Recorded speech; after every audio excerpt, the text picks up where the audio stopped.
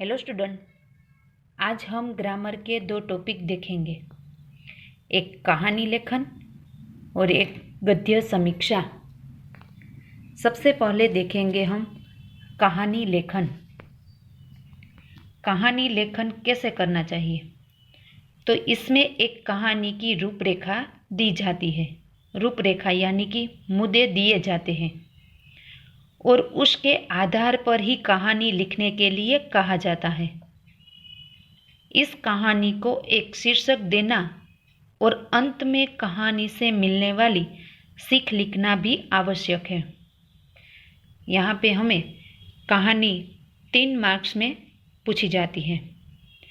एक मार्क्स कहानी के शीर्षक का होता है, 2 मार्क्स हम जो परिच्छेद लिखते हैं उसका होता है और 1 मार्क्स जो बाद में अंत में हम सीख लिखते हैं उसका होता है। इसीलिए हमें कहानी लिखते समय खास ध्यान में रखना चाहिए, एक शीर्षक और अंत में सीख, ये दोनों लिखनी आवश्यक है।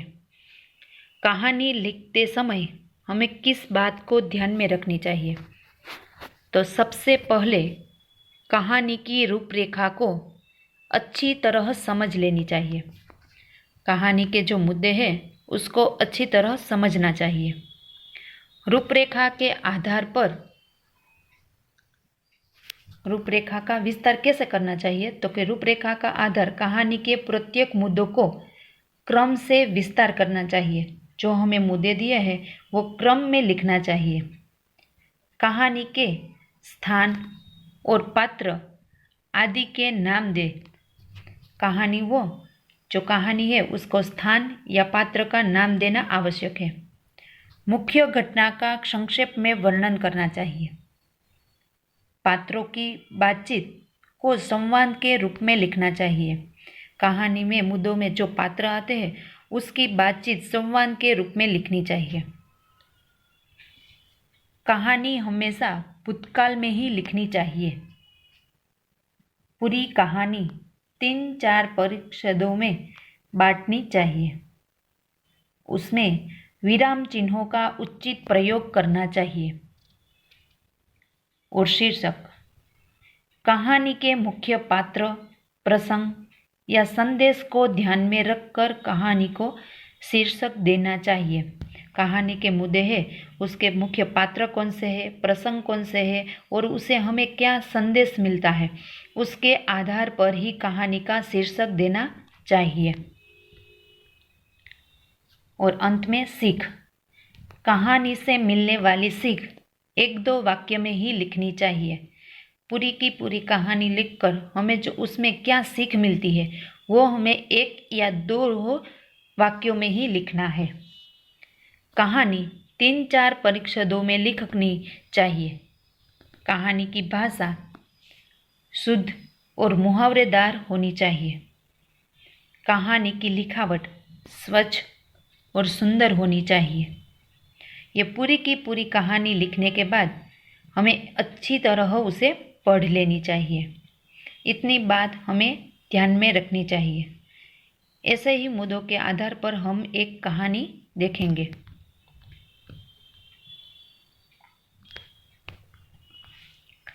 एक बहेलिया। खेत में जाल बिछाना, जाल के ऊपर अनाज के दाने बिखेरना, दूर छिपकर बैठना, आकाश में कबूतरों का झुंड, अनाज के दाने देखकर कबूतरों का नीचे आना, जाल में फंसना, पछतावा, एक बूढ़े कबूतर की तरकीब, सभी कबूतरों को एक साथ उड़ने का इशारा, कबूतरों का जाल लेकर उड़ जाना, बहेलिया का पछतावा, मित्र चूहे के पास ले जाना,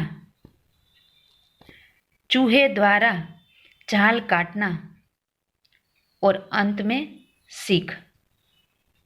उसका शीर्षक है एकता ही बल है। एक बहेलिया था। एक दिन बड़े सवेरे वह जाल लेकर शिकार करने के लिए चल पड़ा। उसने एक खेत में जाल बिछा दिया। उसने जाल के ऊपर अनाज के दाने बिखेर दिए। इसके बाद वह थोड़ी दूर एक पेड़ के पीछे छिप कर बैठ गया।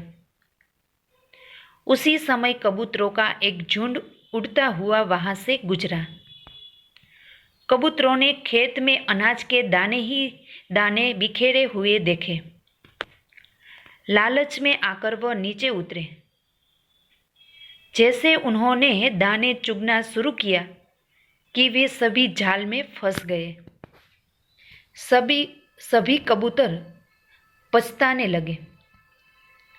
लेकिन जब पछताने से क्या होने वाला था, सभी कबूतर जान बचाने की चिंता में पड़े हुए थे।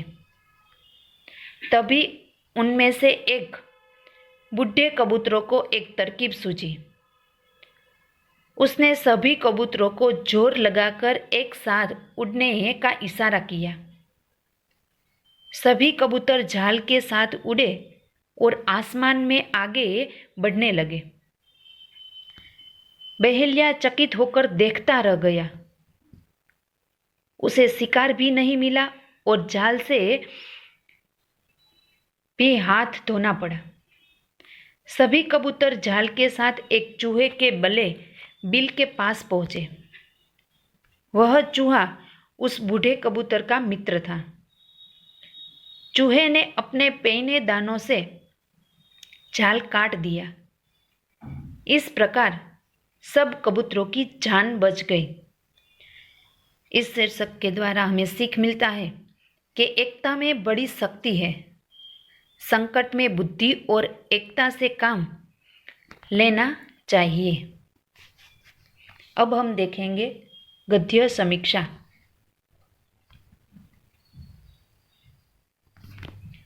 गद्य समीक्षा करते समय हमें कुछ बातें ध्यान में रखनी चाहिए। सबसे पहले गद्य खंड को ध्यान से पढ़ना चाहिए। गद्य समीक्षा यानी कि एक परिच्छेद होता है और इसके नीचे 3 से 4 से 5 प्रश्न पूछे जाते हैं और वो परिच्छेद में जांच कर हमें ये प्रश्नों के उत्तर लिखना है। उसे कहते हैं गद्य समीक्षा। तो गद्य समीक्षा करते समय हमें किस बात का ध्यान रखना चाहिए? तो सबसे पहले गद्य खंड को हमें ध्यान से पढ़ना चाहिए। गद्य खंड के नीचे दिए गए प्रश्नों को ध्यान में रखकर गद्य खंड को पढ़ना चाहिए। वो परिच्छेद होता है उसको ध्यान में रखने ही हमें प्रश्नों के जवाब को ध्यान में रखकर ही पढ़ना चाहिए। प्रश्न के उत्तर गद्य खंड के किसी भी हिस्से में हो सकता है, यानी कि वो क्रम के अनुसार नहीं होते। किसी भी तरह हमें उसे जांच कर लिखना पड़ता है। गद्य खंड में से एक एक प्रश्न का उत्तर खोज कर लिखना चाहिए। प्रश्नों के उत्तर गद्य खंड के आधार पर ही होना चाहिए। जो प्रश्नों के उत्तर है वो गद्य खंड के आधार पर ही होना चाहिए, किंतु वो अपनी भाषा में हम सरल भाषा में हम उसके उत्तर लिख सकते हैं। सीधे के सीधा गद्य खंड के वाक्यों का उपयोग नहीं करते। उत्तरों में जितना आवश्यक हो उतना ही लिखना चाहिए। जितना पूछा गया है उतना ही लिखना चाहिए। कभी कभी हम पूरे परिच्छेद को ही लिख देते हैं और 3-4 लिटी में हम उसके जवाब लिखते हैं। ऐसे नहीं, जितना हमें पूछा गया है उतना ही लिखना चाहिए। सभी उत्तर सरल और स्पष्ट हो। वाक्य शुद्धि, विराम चिन्ह आदि पर ध्यान देना चाहिए। गद्य खंड के मुख्य विचार या भाव के अनुसार गद्य खंड को उचित शीर्षक देना चाहिए। उसमें मुख्य पात्र या विचार के अनुसार हमें उसका शीर्षक देना चाहिए और अंत में उसकी लिखावट, उत्तरों की लिखावट सुंदर और स्वच्छ होनी चाहिए। ऐसे ही एक पैराग्राफ परिच्छेद हमें देखेंगे और उसके प्रश्नों के उत्तर।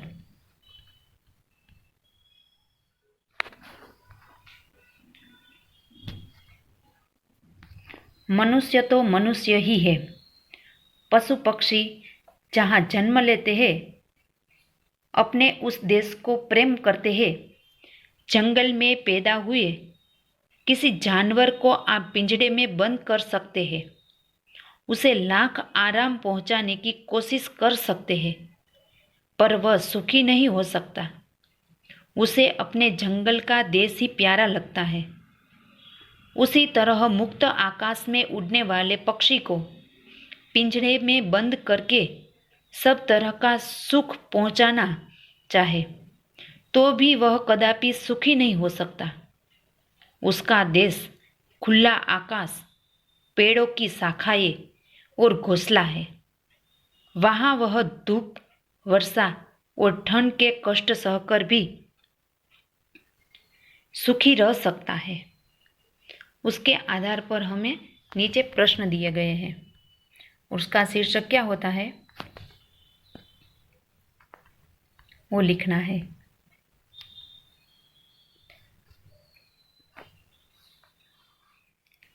पहला प्रश्न है, पिंजरे में बंद जंगली जानवर सुखी क्यों नहीं हो सकता?